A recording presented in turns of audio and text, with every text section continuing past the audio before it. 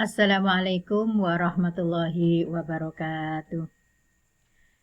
Alhamdulillah, kita panjatkan puji syukur kehadirat Allah SWT, di mana pada kesempatan ini kita bisa ketemu kembali dalam pembelajaran semester ganjil tahun ajaran 2020-2021.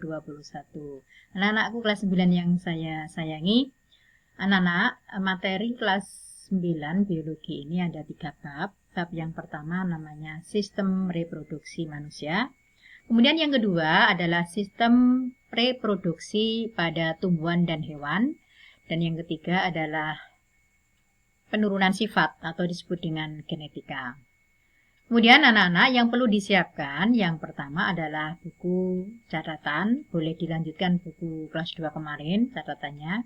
Kemudian buku tugas. Dan yang ketiga adalah LKS. Nanti anak-anak kalau sudah pesan dan sudah dapat dari koperasi. Kemudian yang keempat adalah buku paket biologi yang relevan. Dan yang kelima adalah PowerPoint atau slide yang dari pemaparan Bu Sofi sebagai rangkuman. Anak-anak, mari kita mulai untuk bab pertama, yaitu judulnya adalah sistem reproduksi manusia. Ini Bu Sofi bagi menjadi 4 bagian. 4 bagian ini supaya tujuannya supaya mudah dipelajari tahap demi tahap. Yang pertama ini akan Bu Sofi sampaikan sistem reproduksi manusia. Pada bagian yang pertama membahas tentang organ reproduksi dan siklus menstruasi. Untuk bab ini Bu Sofi pesan pada anak-anak, karena ini adalah judulnya saja sistem reproduksi manusia, sangat menarik. Bahkan anak-anak ini membaca, melihat ini sambil senyum-senyum, karena ini ada sedikit porno begitu ya. Tapi sebenarnya bukan porno, karena ini adalah pelajaran yang penting. Anak-anak bisa memperoleh pelajaran ini dari sumber yang benar, dari pelajaran ya, dari materi pelajaran kelas 9. Untuk bekal anak-anak menjadi mengerti, paham bahwa anak-anak ini saat ini anak-anak insya Allah sudah termasuk anak-anak yang sudah akil balik atau sudah menuju dewasa, ditandai dengan yang perempuan sudah menstruasi dan yang laki-laki sudah mimpi basah. Maka anak-anak harus mampu menjaga amanat dari Allah Subhanahu wa taala. Untuk selalu menjaga amanah itu nanti akan dimanfaatkan sebaik-baiknya setelah tiba waktunya. Anak-anak, mari kita mulai untuk membahas organ reproduksi. Otomatis ada organ reproduksi pria dan organ reproduksi wanita. Kita mulai organ reproduksi pria. Ada 7 bagian yang utama, yaitu yang pertama adalah namanya penis. Fungsinya adalah untuk memasukkan sel sperma ke dalam alat reproduksi wanita. Yang kedua namanya skrotum. Skrotum ini adalah pembungkus. Fungsinya adalah mengatur suhu testis agar sesuai dengan kehidupan sperma. Yang ketiga adalah testis. Ada punya 2 laki-laki itu, testisnya adalah tempat pembentukan sperma atau pabriknya sel sperma. Dan yang keempat namanya epididymis. Fungsinya adalah tempat pematangan sel sperma dan menyimpan sementara sel sperma sebelum dikeluarkan. Yang kelima namanya vas deferens, nama lainnya saluran sperma. Ini adalah saluran ya. Fungsinya adalah mengangkut sel sperma yang sudah matang.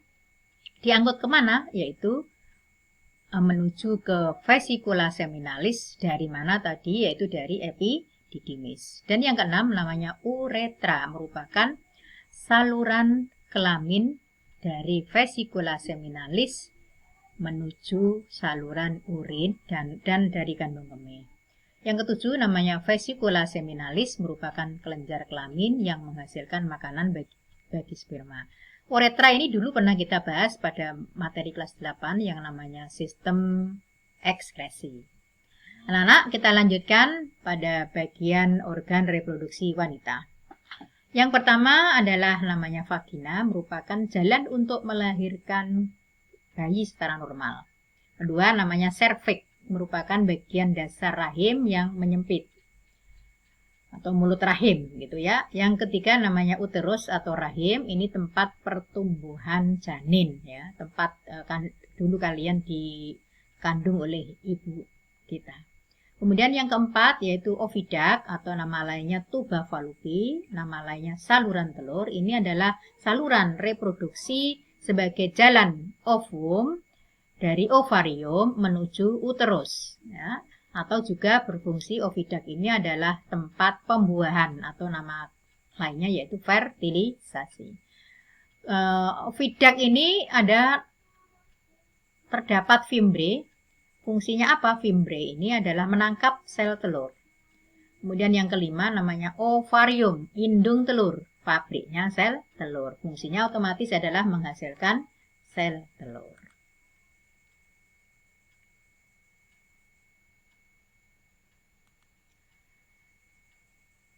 Sekarang mari kita lihat gambar atau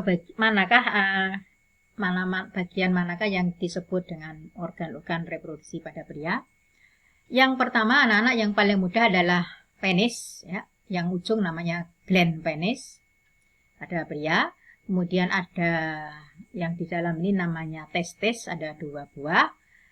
Di dekat testis ini ada epididymis tadi ya, untuk menyimpan sementara sel sperma. Kemudian ada yang namanya skrotum, itu pembungkus dari testis. Berikut anak-anak adalah ini kandung kemih yang kemarin berhubungan dengan ekskresi.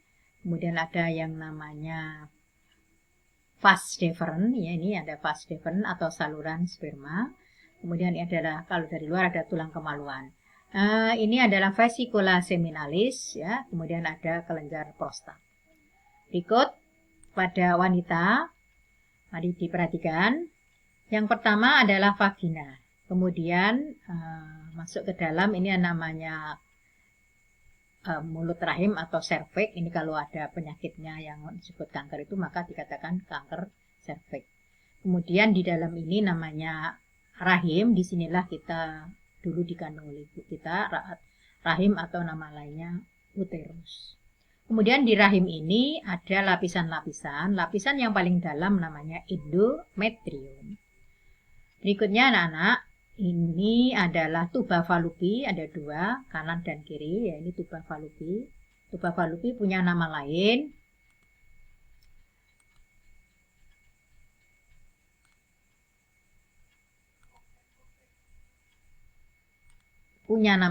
Tuba fallopi, yaitu nama lainnya adalah oviduct atau saluran telur. Ada 2 buah ya anak-anak. Berikut adalah ovarium. Ovarium ini adalah tempat memproduksi sel telur. Oke anak-anak, kita lanjutkan.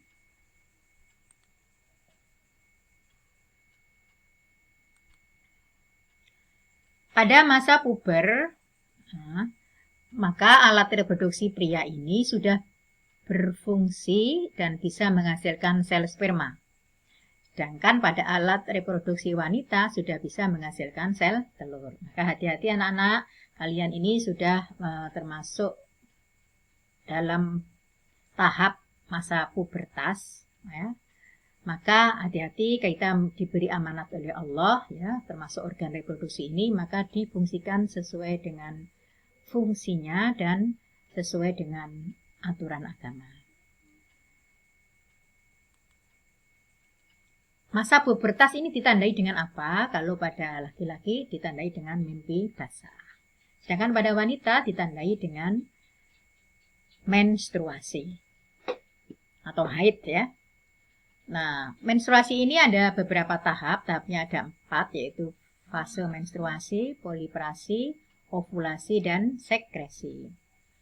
Anak-anak, sebelum ke tahap-tahap menstruasi, mari kita lihat sel telur. Kalau tidak dibuahi, ya, pada remaja ini, kita ini, anak-anak ini ya, sel telurnya tidak dibuahi, maka akan terjadi menstruasi. Kalau sel telur ini dibuahi, maka akan terjadi yang namanya peristiwa kehamilan, insya Allah. Nah, menstruasi ini kita bahas ya. Menstruasi ini terjadi secara periodik ya, yang normal. biasanya sebulan sekali, maka disebut dengan siklus menstruasi. 1 bulan sekali. Nah, tahap-tahapnya tadi sudah Bu Sofi sebutkan, ada 4 tahap. Maka kita definisikan dulu apa itu menstruasi. Menstruasi ini apa? Yaitu luruhnya dinding rahim. Jadi dinding rahim yang sudah menebal itu akan mengalami, kalau menstruasi mengalami peluruhan. Kalau sudah meluruh maka hancur ya, luruh hancur bersama sel telur karena bersamaan dengan penebalan dinding rahim ya. Untuk persiapan kalau terjadi kehamilan, maka ini sel telur ini juga keluar ya, ovulasi. Nah, kalau ini sudah tidak ada pembuahan, maka dinding rahim dan sel telur ini akan mengalami meluruh. Maka itu disebut dengan peristiwa yang namanya menstruasi. Fase-fasenya mari kita bahas. Fase yang pertama tadi namanya fase menstruasi. Ini terjadi pada hari pertama. Jadi kalian men pertama itu disebut dengan hari ke-1. Misalnya kalian menstruasi tanggal 10, yaitu tanggal 10 itu adalah hari pertama. Misalnya kalian menstruasi sampai 4 hari, maka tanggal 10, 11, 12, 13, 14 itu adalah saat menstruasi. Nah, menstruasi itu hormon progesteron itu berhenti ya, berhenti. Kenapa berhenti? Karena tidak terjadi kehamilan ya. Maka hormon progesteron ini berhenti. Yang semula hormon progesteron ini adalah membuat dinding rahim menebal. Kenapa kok menebal? Untuk persiapan kalau terjadi kehamilan. Kalau tidak terjadi maka akan mengalami peluruhan, darahnya keluar. Nah, keluar otomatis membawa yang namanya sel telur atau ovum. Nah, peristiwa itu disebut dengan peristiwa menstruasi. Kita lanjut fase poliferasi. Poliferasi itu terjadi pada hari ke-6 sampai 14. Tahap penyembuhan, kan tadi udah hancur ya, ini sekarang tahap penyembuhan. Maka sel telur, sel-sel pembuluh darah tadi yang sudah pecah karena peristiwa menstruasi akan mengalami tumbuh kembali dengan bantuan hormon FS ya, follicle stimulating hormone, mulai diproduksi kembali dan memacu ovum untuk pematangan di ovarium. Kemudian hormonnya ada yang satu lagi yang namanya estrogen. Ini juga dihasilkan untuk memacu penebalan dinding rahim. Jadi ada 2 hormon yang bekerja pada fase poliferasi. Fase yang ketiga namanya fase ovulasi. Ovulasi itu istilah lainnya adalah pematangan sel telur. Ini terjadi pada pertengahan siklus menstruasi atau kira-kira pada hari ke-14 pada umumnya. Apa yang terjadi? Nah, ini peningkatan hormon progesteron meningkat sehingga mengakibatkan terhambatnya pembentukan FSH. Sehingga hormon ini merangsang hormon LH ya, luteinizing hormone untuk berfungsi merangsang terjadinya ovulasi pada hari ke-14. Nah, pada saat ovulasi ini oosit sekunder terlepas dari folikel. Tahap selanjutnya namanya yang terakhir yaitu fase sekresi. Ini setelah hari ovulasi ya, hari ke kurang lebih hari ke-15 sampai hari terakhir sebelum men ya. Itu atau kurang lebih hari 15 sampai 28, hormon progesteron memacu penebalan dinding rahim. Nah, bila terjadi pembuahan, tapi kalau tidak terjadi pembuahan, yaitu tadi terjadi menstruasi. Nah, produksi progesteron dilanjutkan dengan estrogen yang berperan dalam implantasi embrio. Kalau tidak terjadi pembuahan, maka produksi estrogen dan progesteron dihentikan. Oke.